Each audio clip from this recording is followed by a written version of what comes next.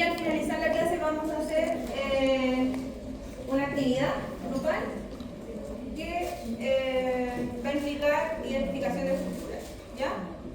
Es una actividad sencilla, así que idealmente que se ordenen en grupo por afinidad, que trabajen en el grupo, en su grupo y no en el grupo vecino, y sí apunten, porque la idea es que yo les subí el PowerPoint para que estudiaran, ¿ya?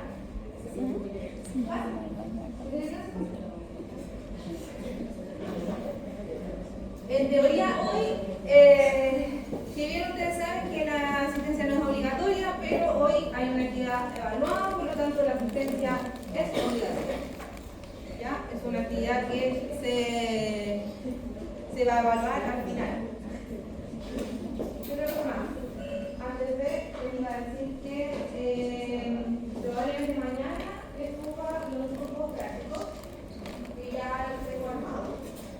Les voy a publicar el grupo y cualquier cosa o algún caso particular que tenga, porque yo tuve que hacer, me guié por materiales dentales para que no tuvieran fotos. Sin embargo, puede ser que alguien tenga topón o alguien, ¿ya? Esos casos particulares directamente conmigo, en el horario de atención que son los martes.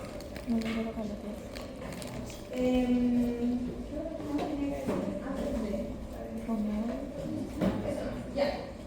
Entonces, vamos a partir con anatomía radiográfica intraoral. Un tema que es bastante importante desde el punto de vista diagnóstico, ya que ustedes están acompañados por imágenes radiográficas el resto de su vida profesional, académica también, ya que durante todo su paso por la universidad y durante la atención de pacientes ustedes tienen que participar en el diagnóstico clínico y eso está apoyado por las imágenes.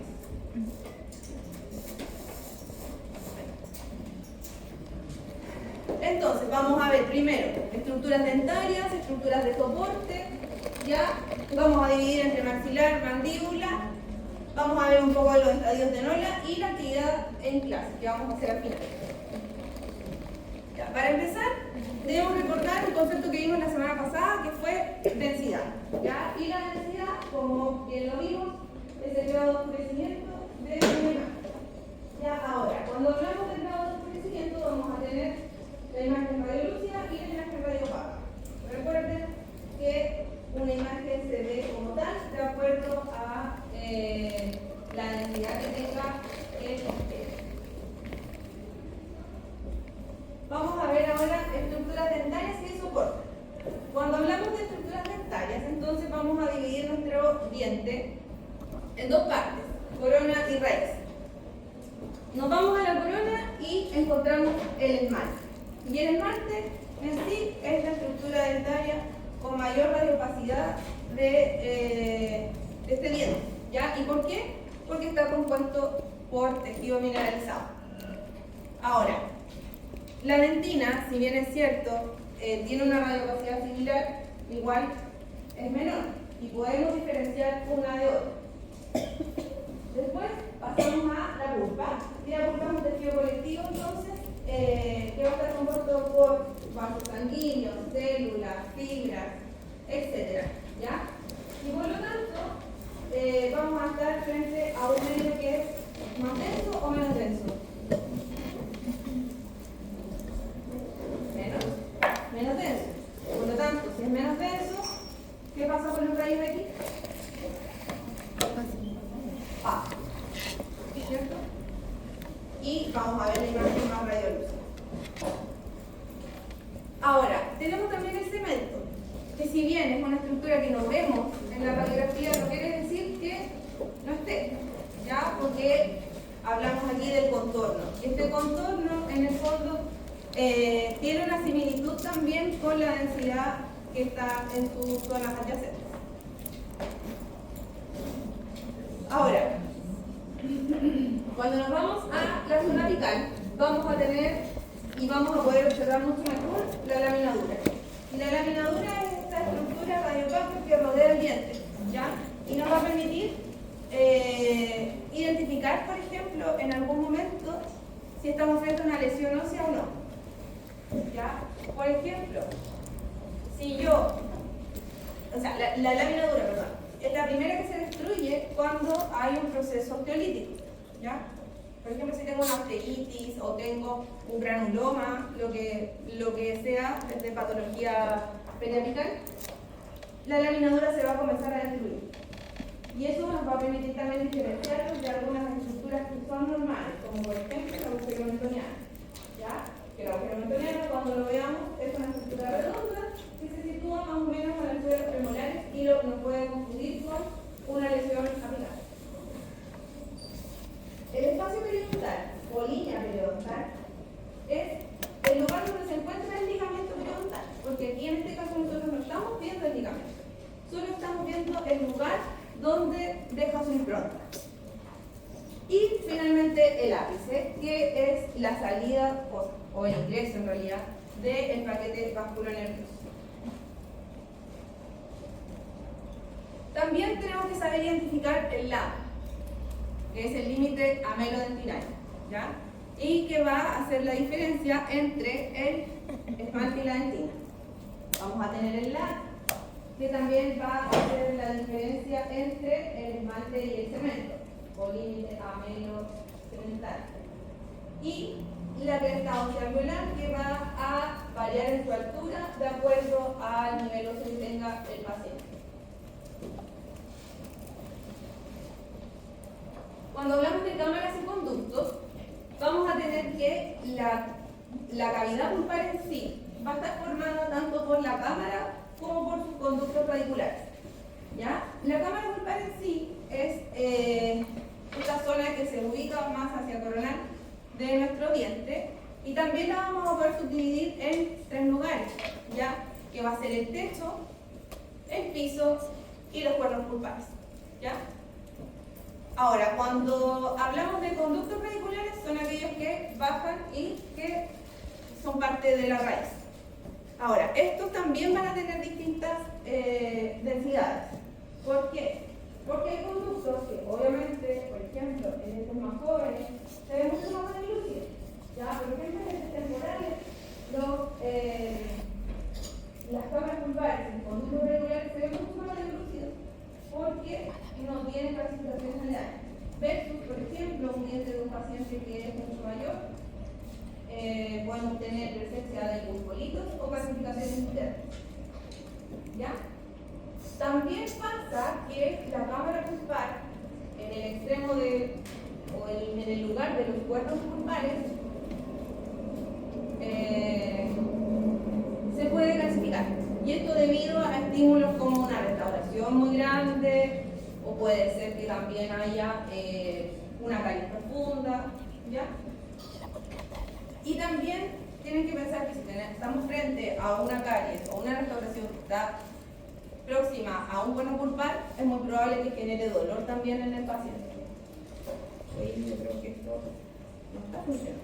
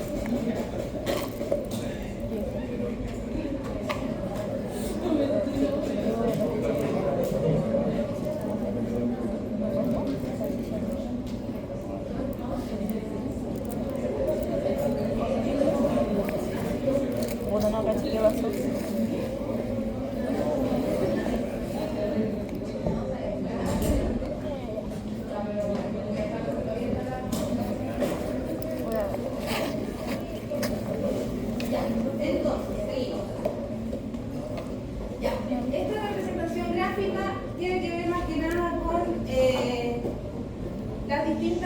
variantes que podemos encontrar dentro de nuestra cavidad bucal, ¿ya? Tenemos distintas formas de que hay los canales radiculares, hacia los lados, extra, ¿ya? Y esto tiene gran importancia cuando realizamos tratamientos de endodoncia. Normalmente son de difícil acceso, por lo tanto, un tratamiento de endodoncia que no realice una obturación de uno de ellos por el difícil acceso, probablemente va a generar que el paciente posterior a un tratamiento de endodoncia tenga dolor. ¿Ya? Vamos ahora al maxilar superior.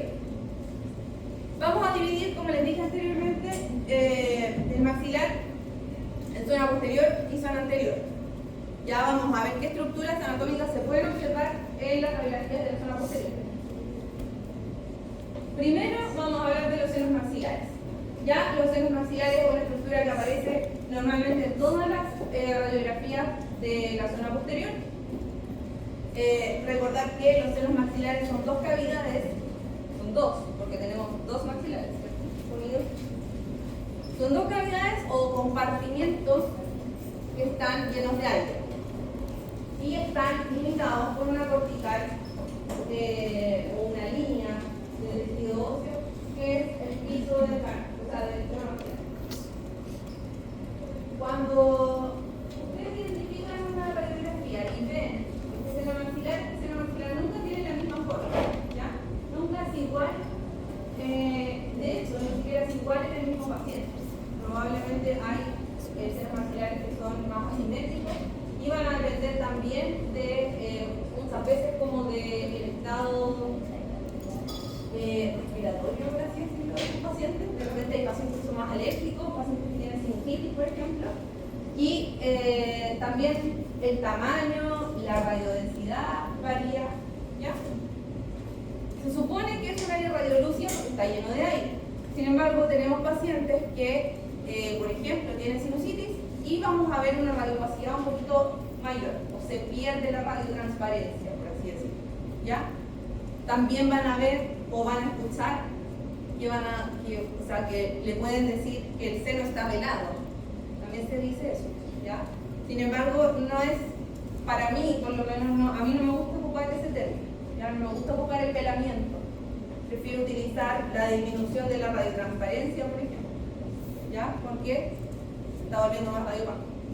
Y lo otro que es importante, que estos senos maxilares se pueden ampliar de tal manera de incluso llegar alrededor de 2 alveolar, ¿ya? Y eso tiene que ver también con la ausencia de piezas dentarias. Por eso también es importante que las piezas dentarias estén presentes, porque si las perdemos, también el seno maxilar desciende y realiza esta prolongación alveolar hacia la zona del rebote. Dentro del piso, o sea, dentro del seno maxilar vamos a tener estructuras que debemos saber identificar, ya que muchas veces se prestan para interpretaciones erróneas. ¿Ya? Hay gente que olvida mucho la anatomía normal y después pregunta, y en realidad son cosas que vieron en algún momento. ¿Ya? Cuando hablamos del piso o la pared, tenemos esta cortical ósea o esta línea radiopaca que vamos a observar y que se ve muy marcada, ¿ya?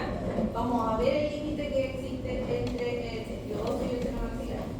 Y tenemos también que vamos a hablar de la pared anterior, puede ser, anterior del seno maxilar, y que normalmente siempre está asociada al primer premolar canino, ¿ya? También tenemos septum óseo del seno maxilar, tabique internursal, septum óseo por sí solo, cualquiera de las tres formas sirve. Y son estas como separaciones, por así decirlo, que se encuentran en el seno maxilar y que lo van a dividir en forma parcial. Los conductos nutricios son sobre proyecciones de estructuras de irrigación, ¿ya? Y los van a ver como áreas radiolúcidas.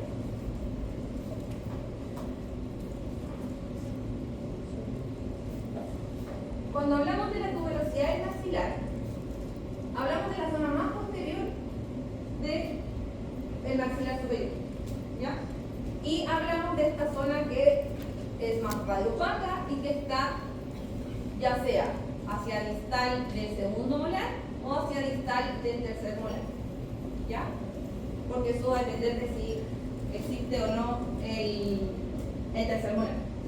Ahora, ¿tiene gran importancia clínica? Sí, tiene gran importancia clínica. ¿Por qué? Porque normalmente los cirujanos maxilofaciales solicitan la evaluación también del ancho de la tuberosidad cuando extraen los terceros molares. ¿Ya? ¿Por qué? Porque en la eventualidad, si esto es muy delgado y extraen el diente, la tuberosidad se sale y la pueden sacar completa. ¿Ya? Entonces, eso también es un riesgo clínico. Vamos a tener el proceso amular. ¿Y el proceso amular qué es lo que es?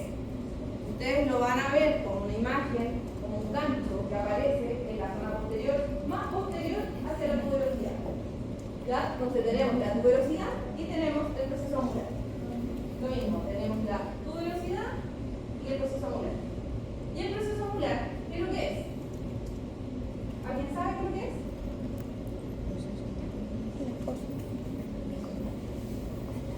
¿Alguien sabe? ¿Nadie sabe?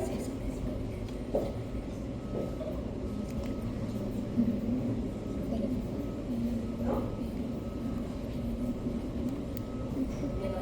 O sea, se llama proceso amular porque está ahí, pero es una parte de algo, ¿no? ¿Del efeméride? ¿Ya? ¿Qué parte del efeméride? ¿Ah?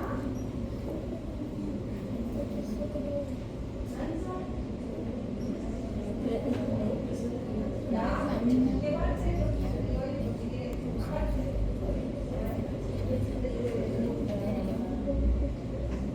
De la lámina medial. ¿Ya? La pterigoide tiene dos zonas. Y esta parte que nosotros vemos es la medial. Entonces, en esta radiografía podemos ver tanto el hueso maxilar con su tuberosidad y una parte del efeméride que es el proceso amular. El proceso cigomático, o bien llamado también U del malar, B del malar, J del malar. ¿Ya? Tiene distintas letras que se le pueden asociar. ¿Ya? Normalmente la B del malar, eso es todo lo que conocemos por eso. Sin embargo, tienen que saber desde dónde viene y por qué se ve tan malvado. ¿Ya? Es esta zona que, como bien sabemos, estamos en una radiografía 2D, por lo tanto se superponen en estructura y evidentemente esta zona la vamos a ver mucho más radiopática. El arco cigomático. El arco cigomático va a unir en el fondo esta parte del hueso temporal. O sea, a ver, el arco cigomático entonces es una parte de la anatomía craneofacial. Que entonces no es como una estructura en sí, sino que es una parte de. ¿Ya? Recuerden que aquí tenemos, ¿qué tenemos acá? ¿Qué es esto? ¿Qué parte del hueso es?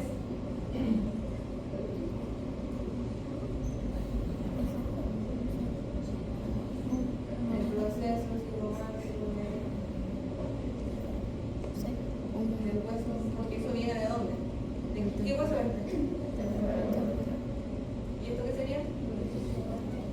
Del hueso temporal. Y acá.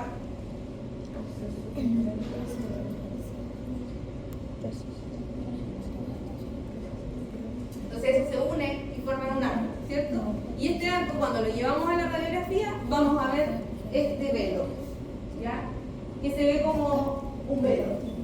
Imagínenlo así, como una cortina que pasa por ese lado.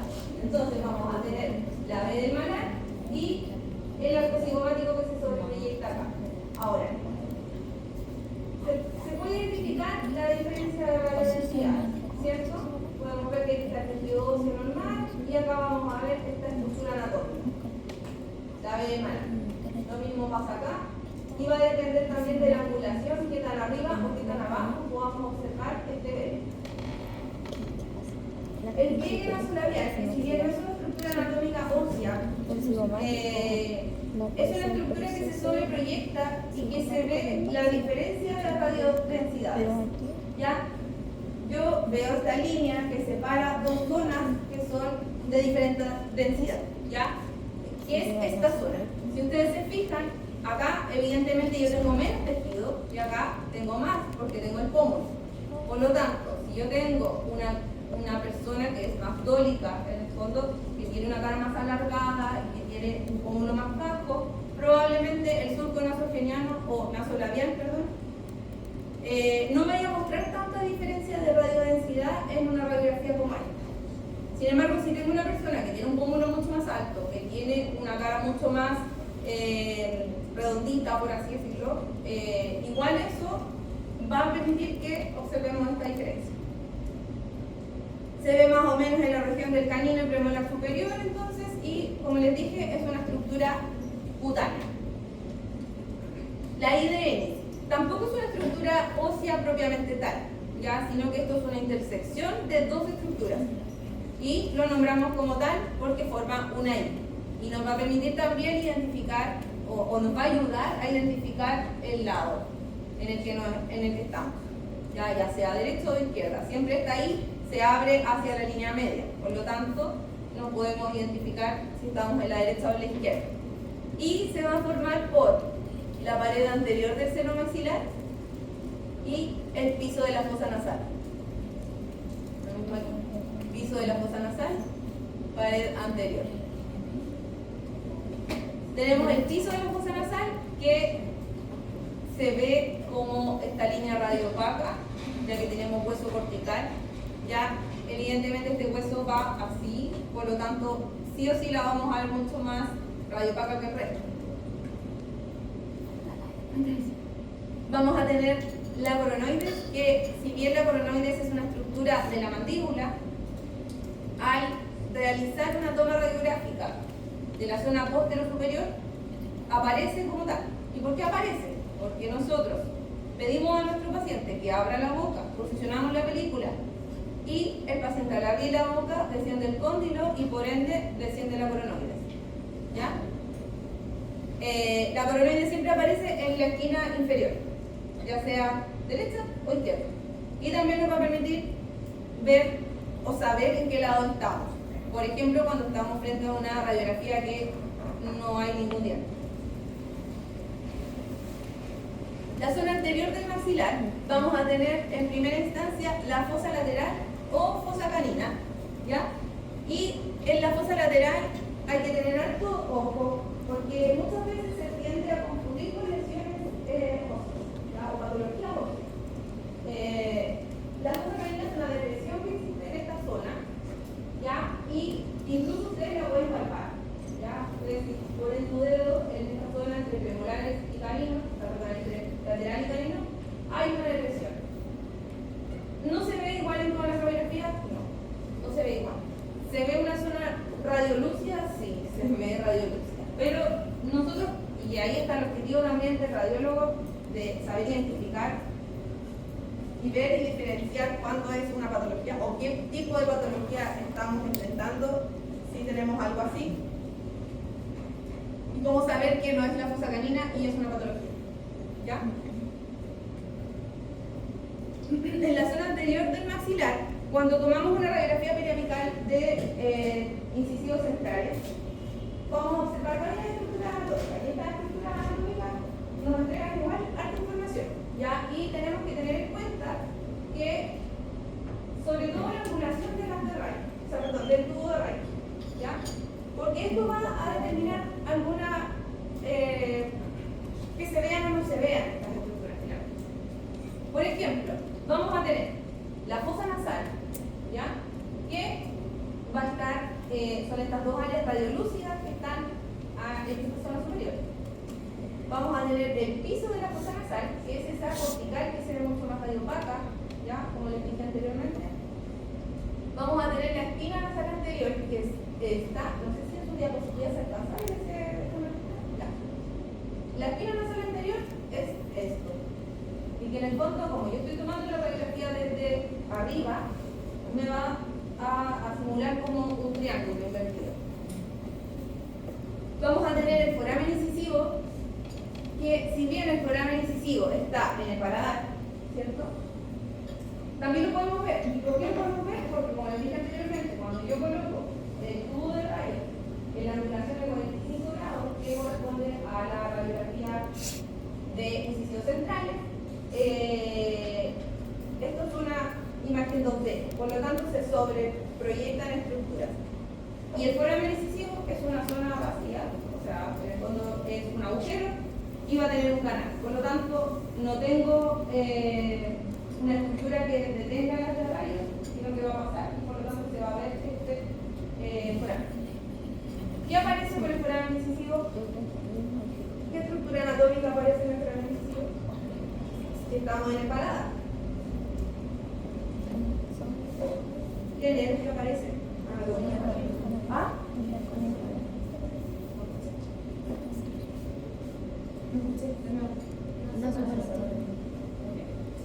Ya. Y también tenemos la sutura intermaxilar, que es esta línea radiolúcida que une los dos maxilares. Es sutura intermaxilar porque une dos maxilares, no es sutura palatina. ¿Ya? En este caso estamos hablando de una imagen 2D, por lo tanto solamente sutura intermaxilar. También vamos a encontrar, cuando tenemos una radiografía de este tipo, elementos como la concha nasal inferior, que es esta zona que está en la cavidad nasal y que también va a variar la radiodensidad. Vamos a tener el tabique nasal, que divide a la fosa nasal, que están llamados, dicen a veces, que tiene el tabique desviado. ¿Ya? Hay radiografías en las que se puede observar el tabique desviado, pero no en esta. En unas panorámicas a veces se puede observar. El canal nasopalatino, que en el fondo tienen que pensar que la salida del agujero del foramen incisivo va por el canal, ¿cierto? Y este canal, como es un canal, se va a ver esa radiolucidez proyectada acá. Vamos a tener los forámenes superiores del canal nasopalatino, ¿ya? Y que son estas áreas radiolúcidas chiquititas que aparecen sobreproyectadas en esta zona. No en todas las radiografías van a lograr ver eso. ¿Ya? Obviamente estas radiografías son radiografías de libros, por lo tanto son de material de estudio y la idea es que aparezcan claramente. ¿Ya? Aquí tenemos otra estructura que, si bien no es una estructura ósea, sino que es una estructura cutánea, la vamos a observar en una radiografía. ¿Ya? Y también se debe a que va a haber mayor cantidad de tejido y por ende el haz de rayos va a pasar y va a tener mayor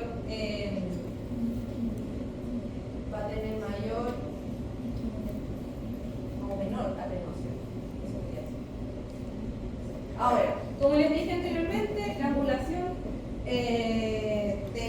del tubo de rayos es en 45 grados, por lo tanto yo tomo mi radiografía de esta manera, ¿ya? Y se proyecta mi nariz. Si no se proyecta la nariz, probablemente la angulación está mal, ¿ya? En la mayoría de las veces sí se. ¿Ya?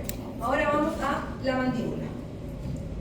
Cuando vamos a la mandíbula, vamos a separar igual en la zona anterior y la zona posterior. En la zona anterior vamos a tener el foramen lingual, que es este punto o esta área radiolúcida muy pequeña que aparece en esta zona, ¿ya? Y que está rodeada por anillos radiopacos que serían los tubérculos genianos, ¿ya? Que aparecen acá.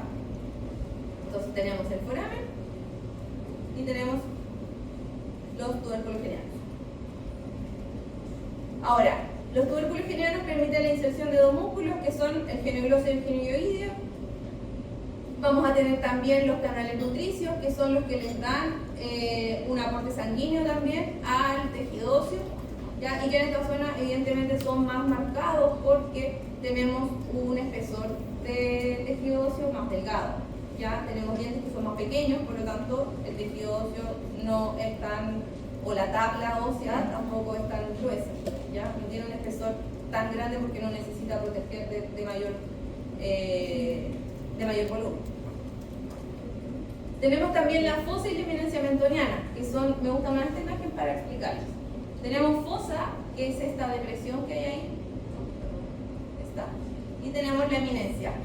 Por lo tanto, la eminencia es la zona donde hay mayor radiopacidad, porque hay más tejido, y lo vamos a ver como esta línea radiopaca que se ve acá, ¿ya? Ahí, acá, estos son otros tipos de radiografía. Por ejemplo, acá alcanzamos a ver un poquitito de la eminencia, pero la fosa se ve con mayor precisión, ¿ya? Y la fosa, en el fondo, va a ser esta diferencia también de radiodensidades, ¿ya? Es una zona que se va a ver mucho más radiolúcida que el tejido óseo que le acompaña, porque obviamente llegamos a estas crestas óseas alveolares de los incisivos centrales y laterales inferiores, que son delgadísimas. En la zona posterior mandibular vamos a partir por el foramen mentoniano, ¿ya? ¿Qué aparece en esta zona? ¿Qué nervio aparece en esta zona?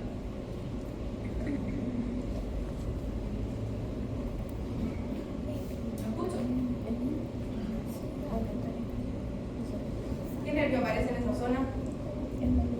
Viene desde atrás, desde la espina de Sofía. No sé si ahora lo cantan así, pero viene desde aquí y sale. ¿Cuál es? ¿Ah? Ya. Exacto. Entonces, tenemos este nervio que aparece desde acá y tiene la salida acá y aquí. ¿Tiene otro nombre? ¿Y cómo se llama?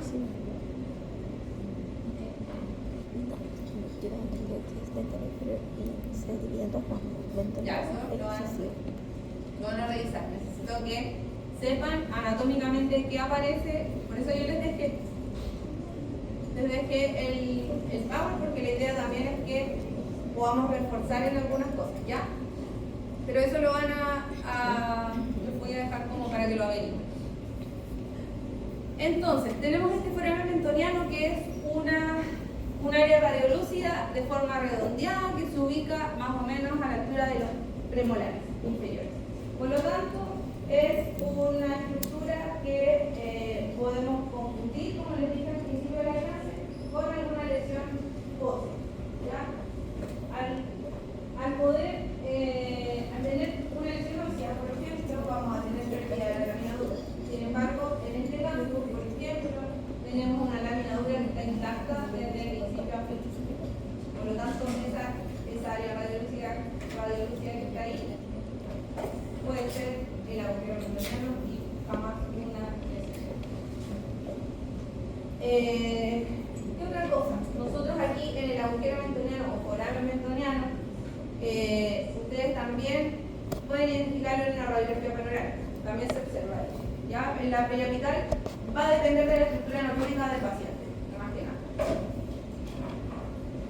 Cuando hablamos del canal mandibular, aquí sí viaja en sí el nervio propiamente tal, ¿cierto? Y va a aparecer en esta cavidad y nosotros vamos a poder identificar este canal porque va a tener un techo y un piso, ¿ya? Entonces vamos a tener estas dos líneas que nos van a delimitar este canal mandibular. Ahora, cuando tenemos este canal mandibular, la importancia en realidad tiene que ver más que nada con la relación, por ejemplo, con los ápices de molares inferiores, sobre todo el tercer molar. Se pide mucho como la relación, que si está sobreproyectado o no está sobreproyectado en el canal mandibular, porque durante una extracción el canal mandibular puede ser dañado, o sea, no el canal mandibular en sí, sino que lo que trae dentro puede ser dañado y puede tener ciertas complicaciones clínicas durante el procedimiento. Vamos a tener también la línea oblicuo-externa, que es esta área o esta banda radiopaca que se extiende desde el borde anterior de la rama y llega aproximadamente como hacia distal del segundo molar. Y es la primera en aparecer. Y luego de ella viene la línea oblicuo-interna o línea microyoidea, que permite la inserción de ¿qué músculo? el miro y oído. ¿Ya? Entonces, vamos a tener en orden. Si vamos desde arriba hacia abajo, línea oblicua externa, línea oblicua interna, después vamos a tener techo de canal mandibular y piso de canal mandibular. ¿Ya? Y luego vamos a ir hacia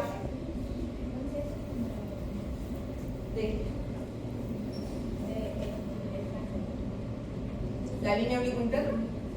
¿De qué estamos hablando? Por ejemplo, el canal con la línea 5. Ya, es que aquí, por ejemplo, coincide, pero no necesariamente va a coincidir. ¿Ya? No necesariamente va a coincidir, porque en algún momento igual aquí se pierde la línea oblicua interna y ya vemos más claro acá. Pero siempre lo van a poder diferenciar, ¿ya? Si eso es evidente. Ahora, cuando llegamos, por ejemplo, también podemos diferenciar con el borde basilar. El borde basilar es una banda radiopaca mucho más marcada. Tienen que pensar que es el borde de mi mandíbula, por lo tanto debe tener un espesor mucho mayor. ¿Ya? Y sobre ella, y eso también va a depender de cada paciente, vamos a tener pacientes que el canal mandibular va a estar mucho más abajo, mucho más caudal, o mucho más arriba, o a veces incluso hay canales que se pierden un poquito porque se desvían, porque como estamos en una radiografía 2D puede ser que no se vea tan bien, ¿ya? Y también vamos a tener la fosa submandibular, que si bien no es un agujero o no es una zona en donde no haya nada, es una zona donde se forma la impronta de la glándula submandibular, ¿ya? Y de hecho hay, por ejemplo, imágenes mucho más marcadas, ¿ya? Quiero que tengan en consideración el defecto de Staffney, ¿ya? El defecto de Staffney es una marca que se genera por la impronta, ¿ya? Y es mucho más marcada y puede hacer que uno también confunda con alguna otra patología. Pero para efectos de, necesito solamente que sepan que en esta zona tenemos mayor radiopacidad porque, mayor radiolucidez. Tenemos mayor radiolucidez en esta zona porque vamos a tener otro objeto, por así decirlo, que va a frenar el paso de los rayos. Y que va, en el fondo, no va a frenar, sino que va a permitir el paso, porque tenemos una glándula, que la glándula es un tejido con menor densidad que el tejido óseo, ¿ya? Entonces tenemos esta como casita de la glándula. Nos vamos a los estadios de Nola. Si bien los estadios de Nola son algo que no utilizan tanto porque lo utilizan más los odontopediatras, los ortodontistas para las planificaciones de tratamiento, cuando están indicados traer nuestras dientes de temporal, ¿ya? Es necesario que ustedes también aprendan a diferenciar y saber si yo les digo tengo un diente en estadio 5 o 6 de Nola y ustedes sepan en su cabeza saber que está formada la corona o no está formada la corona, ¿ya? Normalmente los estadios de Nola no son uno solo, o sea, si bien están descritos como uno solo, es muy difícil que uno se pueda acertar así como tal que esto es 7 o esto es 6, ¿ya? Hay algunos radiólogos que ustedes se van a encontrar con eso mismo en algún minuto, me incluyo porque yo en lo personal también trabajo así. Yo trabajo muy entre 6 y 7, 7 y 8, ¿ya? Como que nunca me caso con uno solo, porque normalmente siempre están un poquito más o un poquito menos. Entonces, vamos a tener, y vamos a partir desde que no hay nada, ¿ya? Por ejemplo, en radiografías de dientes temporales o de niños, a veces no observamos nada del tercer molar, por ejemplo, porque es una edad en la que todavía no hay nada. Ya, sin embargo, por ejemplo, cuando ya tenemos un niño de unos 10 años, por así decirlo, podemos observar una crista, ¿ya? Y la crista es una zona radiolúcida que está rodeada por una cortical, ¿ya? Esa pequeña cortical. Después tenemos el inicio de la calcificación, tenemos un tercio de la corona, ya tenemos esmalte dentina formada. Vamos a tener también 2/3 de la corona, ya nos estamos acercando ya hacia el LAC, llegamos al estadio 5, que la corona está casi completa, sin embargo todavía no ha llegado al punto de intersección. Vamos a llegar al NOLA 6, que está completa la corona. Ya, aquí tenemos completa la corona. Vamos a tener el 7, en donde tenemos la primera formación radicular. Ya dividimos nuestra raíz más o menos en 3 tercios. Por eso les digo que no es algo tan preciso, porque en el fondo difícil va a ser que uno, o sea, no todos los dientes miden lo mismo. O sea, no mi diente va a medir lo mismo que el diente de mi compañero, ¿ya? Entonces, no puedo tener una medida estandarizada para decir, ya, él cumplió su tercio, él cumplió sus 2 tercios, ¿ya? Pero más o menos uno se hace una imagen visual de cuán larga debe ser esa raíz y lo divide en tercios. Luego tenemos entonces el 2/3 de la formación radicular, la raíz completa, pero sin el ápice cerrado. En el fondo tenemos esta área radiolúcida en esa zona y sabemos que no está cerrado el ápice. Y el 10 evidentemente ya es un ápice cerrado completo y ha terminado su formación. Aquí hay algunas características de los estadios de NOLA. Como les dije, tampoco yo voy a poner esta tabla, se los digo así muy honestamente, tampoco voy a poner esta tabla en el certamen, ¿ya? Pero me interesa que sí sepan cosas como si yo les digo, tengo un diente en estadio 6, ¿qué características debe tener? Que son los más importantes en el fondo. Como que yo, desde saber que en el 6, por ejemplo, yo ya tengo la corona formada. Y eso es muy importante porque también va a ser parte del proceso eruptivo. Si se fijan, miren, en el 7 comienzan los movimientos eruptivos. Por lo tanto, si yo, como clínico, estoy hablando como clínico, voy a sacar un diente temporal y el diente permanente que está debajo está en un estadio 4 o 5, esos dientes no se van a mover para nada. Y lo único que va a pasar es que se va a ir cerrando el espacio y va a haber un futuro apiñamiento. Entonces, esa es la importancia también de que conozcan los NOLA. Y eso. Les dejé también el capítulo 27, como les dije, para que puedan repasar, ver algunas estructuras. No se muevan porque ahora vamos a hacer la actividad. Y vamos a hacer la actividad ahora. Ya, necesito que armen grupos de 6. Por favor, como bien